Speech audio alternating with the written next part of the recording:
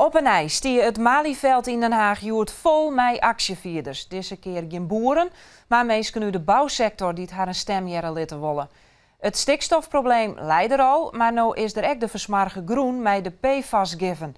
Dat ze rekken maar harde maten. De sector kan haast geen kant meer op, troch de regels rondom de stikstof en de PFAS.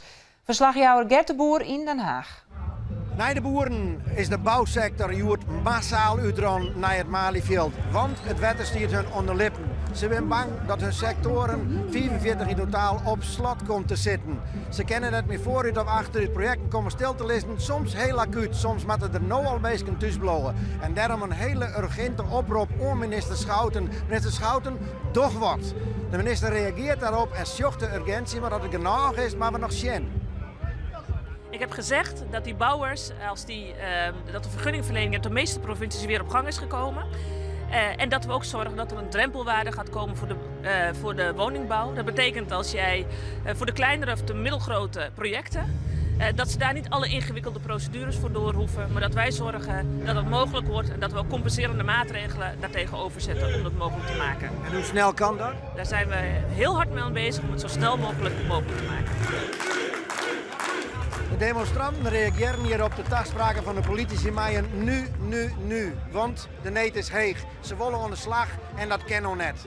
Diezelfde urgentie liep ook bij de voorzitter van de werkjouwersvereniging, Hans de Boer. Ook hij is net tevreden nog met de tachtszittingen van de politici. Nee, ze zijn wel in beweging nou, dus dat is mooi, maar ze denken dat ze nog een maand hebben. En dat is gewoon het zo, want de bedrijven hebben nou problemen. Er moet nou WW onvregen worden. Mensen rijden hun baan kwijt en huizen die het bouwd worden, moeten die worden net bouwd. Dus we hebben hier nou praktisch een oplossing nodig. Joet. Dat wie ik de oproep. Joet. Ja, ik de Friese bouwsector wie goed vertegenwoordigen daar in Den Haag. De actievierders uit uw provincie hebben grote zorgen over de toekomst van haar bedrijf of baan.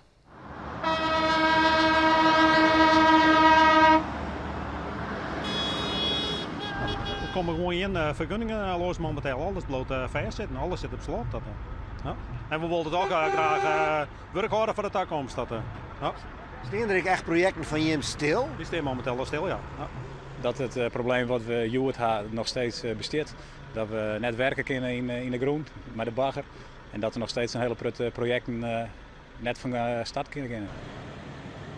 Nou, dat ze van nou Joert eigenlijk het probleem oppakken. En net over de mannen, dat is veel te laat.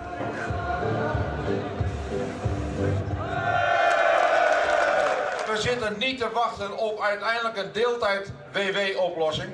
We zitten te wachten op het idee dat we aan het werk kunnen en wel nu. Werk wat minder, dan komt minder werk los. En ja, ik hoop net dat ik aan thuis kom te zitten hier toch. Nee, we kunnen geen kant op. We zitten helemaal vast. En ze moeten het nou lostrekken. En anders raken er nog meer bedrijven in de problemen. Ze moeten zo snel mogelijk die drempelwaarde omhoog brengen. Dat is de enige oplossing.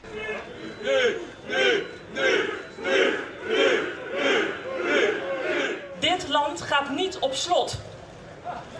Dit land blijft doorgaan met waar ze mee bezig is. Daar hebben we voor gezorgd doordat de vergunningverlening weer op gang is gekomen. Er is geen concrete tastzezing die. En we vregen nou om actie en er wordt nou geen actie gedaan.